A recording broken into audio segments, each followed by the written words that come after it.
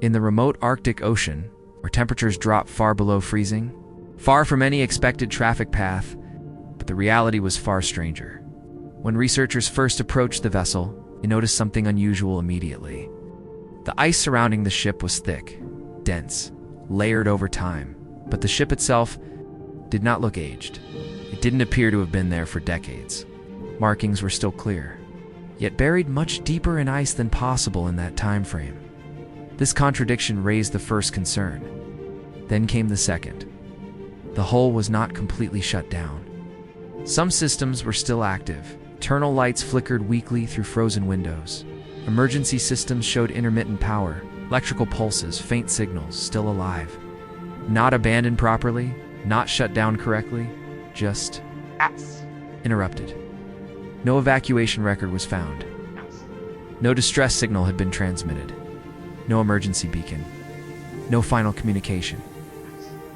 Nothing, just silence before the freeze. As investigators boarded the vessel, the environment changed instantly. The cold intensified inside the structure. Metal surfaces felt unnaturally frozen, even for Arctic conditions. Breath turned to ice faster than expected. Navigation data was corrupted. Entire sections of digital records were missing. Not damaged, removed, deleted with precision. And certain sections of the ship were sealed without explanation. Heavy doors. No access codes. No override response. Footprints in frost, disturbed surfaces, shifted equipment, but no personnel, no bodies, no remains. No corrosion, no natural degradation patterns, just stillness, frozen in time. No signs of external impact, no visible hull breach, no collision marks, no evidence of mechanical failure from outside, just a vessel that should not be there and should not be active, yet still was. The deeper the investigation went, the more unsettling the situation became.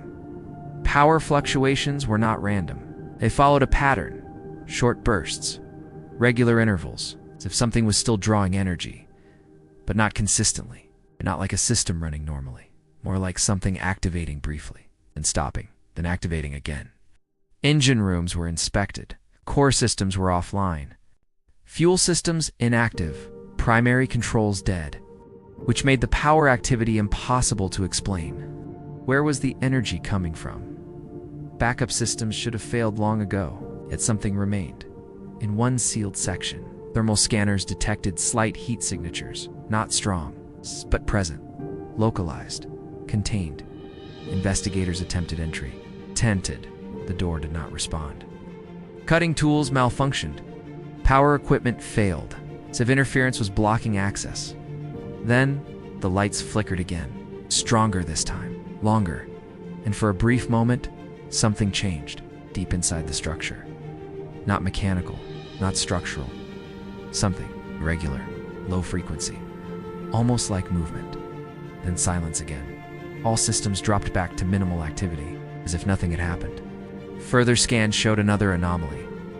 Ice formation inside the ship was not uniform. Some areas were thicker, denser, formed differently than natural freezing patterns, as if the freezing process itself was not entirely natural. Some scientists proposed a rapid flash freeze event, sudden environmental collapse, but that does not explain the intact systems or the missing data. Others suggested internal system failure, chain reaction, but again, no damage supports that theory. Then came a more unsettling possibility. The event did not originate outside the ship, but inside it. Something happened on board, something that interrupted operations instantly, something that required sections to be sealed, something that prevented any distress signal from being sent, and something that may still be active. Because the power fluctuations continue, the patterns remain, and no full shutdown has ever been recorded. The ship remains trapped, silent, frozen, but not completely inactive. The area has since been restricted. Monitoring continues remotely. No full recovery operation has been completed. No official explanation has been released. Which leaves one question. What really happened to the frozen oil tanker in the Arctic ice? Was it a sudden freeze event? A hidden system failure? Or something that interrupted the ship mid-operation and never left? Tell me your theory in the comments. Subscribe to Dark Creatures 51, watch more long videos, and check the community quiz. Because in the Arctic, even silence can mean something is still there.